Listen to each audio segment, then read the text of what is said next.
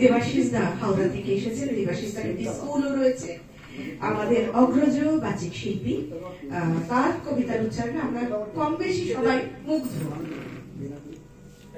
অসাধারণ কণ্ঠস্বর, আকাশবাণীর শিল্পী।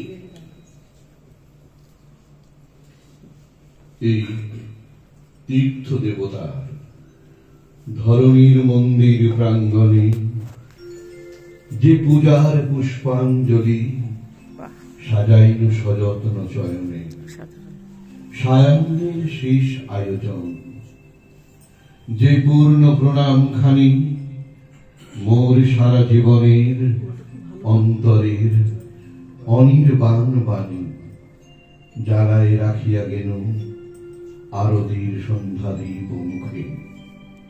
সে আমার নিবেদন তোমাদের সবার সম্মুখে। হে মোর অতিথি যত, তোমরা এসেছ এই জীবনে, কেহ প্রাতে কেহ রাতে, বসন্তে শ্রাবণ বরিশালে। কারো হাতে বীণা ছিল, কেহ বা কম্পিত দীপ শিখা এনেছিলে মোর ঘরে। দ্বার খুলে দুরন্ত ঝটিকা বার বার এনেছ প্রাঙ্গণে।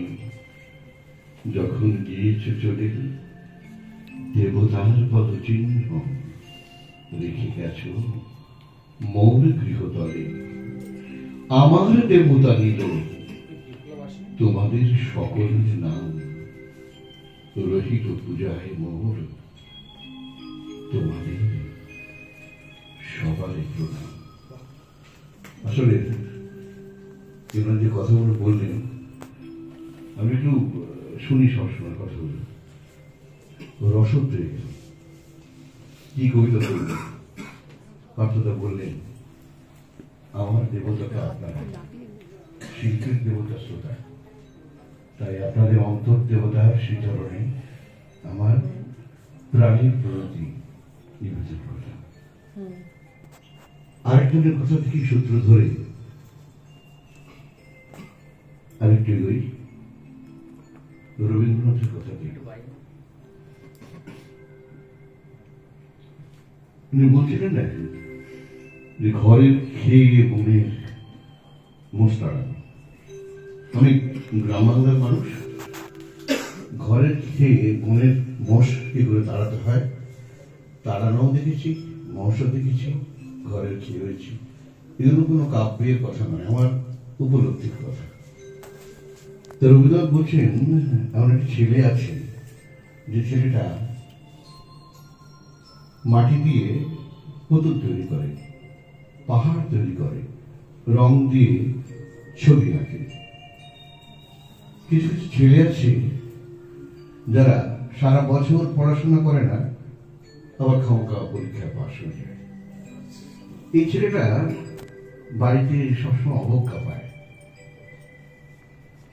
এর কোনো মান সম্মান নেই, শুধু অকাজ করে বেড়ায়। কিন্তু ওই যে বলেছেন রবীন্দ্রনাথ যে কিছু কিছু ছেলে আছে খামোখাই পাশ করে ফেলে। রবীন্দ্রনাথ এই কথাও বলছেন মৃত্যুর পর মানুষ দুটো স্বর্গে যায়। একটি স্বর্গ এখানে সবাই কাজের লোক। আজকের এই সন্ধ্যায়, এই যে সন্ধ্যায় কিছু অকাজের মানুষ এই বনের মোষ তাড়াবার জন্য বসে আছেন, আর কিছু কেজো মানুষ তারা এখন ব্যস্ত আছেন। কতটা উঠলো পার্সেন্টেজ, কতটা নামলো অর্থনৈতিকভাবে লাভবান হওয়ার জন্য, আর কিছু মানুষ কিন্তু তারা বসে আছে সেই অকাজ করার জন্য, খামোখা সন্ধ্যাটাকে তারা ব্যয় করছে কিছু কবিতা কথা শোনার জন্য।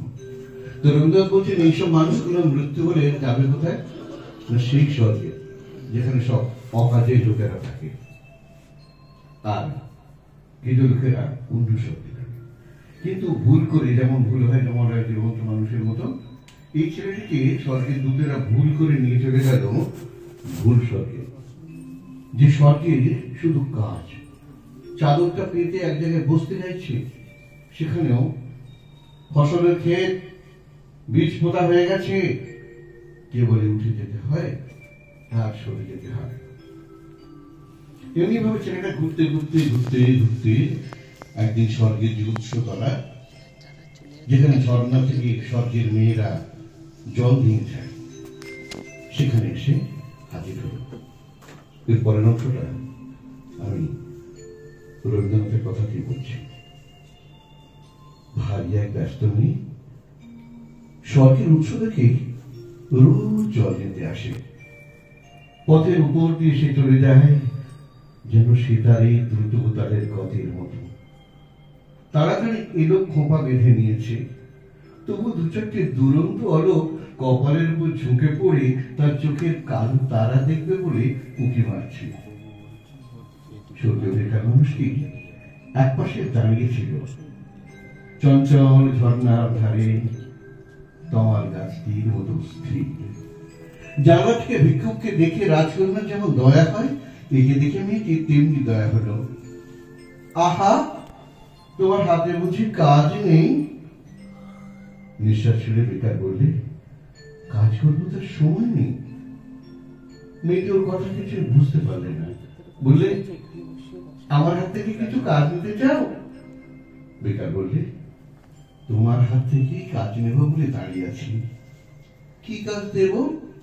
তুমি যে ঘোড়া কাকের জল তুলে নিয়ে যাও, তারই একটি যদি আমায় দিতে পারো। ঘোড়া নিয়ে কি হবে? জল তুলবে? না, আমি তার গায়ে চিত্র আঁকবো। মেয়েটি বিরক্ত হয়ে বললে, আমার সময় নেই, আমি চললুম। কিন্তু বেকার লোকের সঙ্গে কাজের লোক পারবে কেন? রোজ তাদের উৎসতলায় দেখা হয়, আর রোজ সে একই কথা, তোমার কাকের একটি ঘোড়া দাও, তাতে চিত্র করব। হার মানতে হলো।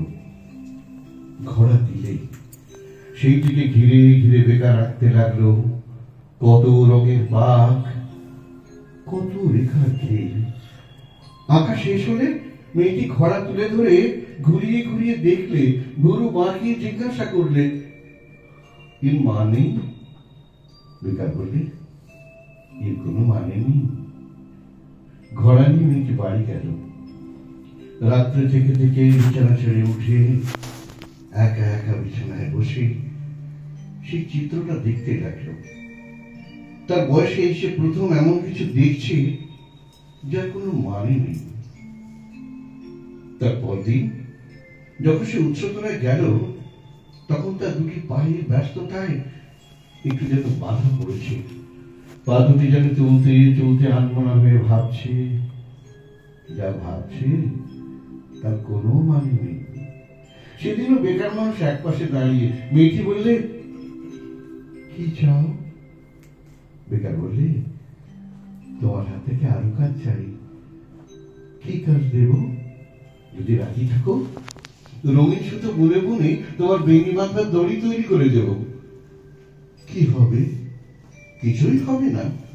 নানা রঙের নানা কাজ করার দড়ি তৈরি হলো।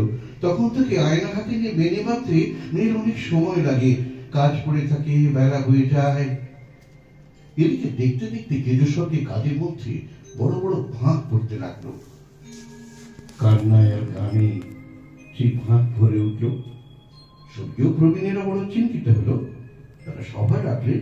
তারা বললে, এখানকার ইতিহাসে কখনো এমন ঘটেনি। স্বর্গের দূত সভায় এসে তার অপরাধ স্বীকার করলে। সে বললে, আমি ভুল লোককে ভুল স্বর্গে এনেছি। ভুল লোকটিকে সভায় আনা হলো। তার রঙিন পাগড়ি আর কোমরবন্ধে বাহার দেখে সবাই বুঝলে বিষম ভুল হয়েছে। সভাপতি তাকে বললে, তোমাকে পৃথিবীতে ফিরে যেতে হবে। সে তার রঙের তুলি আর ঝুলি কোমরে বেঁধে হাঁপ ছেড়ে বললে, তবে চললুম। মেয়েটি এসে বললে, আমিও যাব। প্রবীণ সভাপতি কেমন যেন অন্য মনস্ক হয়ে গেল। এই সে প্রথম দেখলে এমন একটা কাণ্ড যার কোনো মানে নেই। নমস্কার।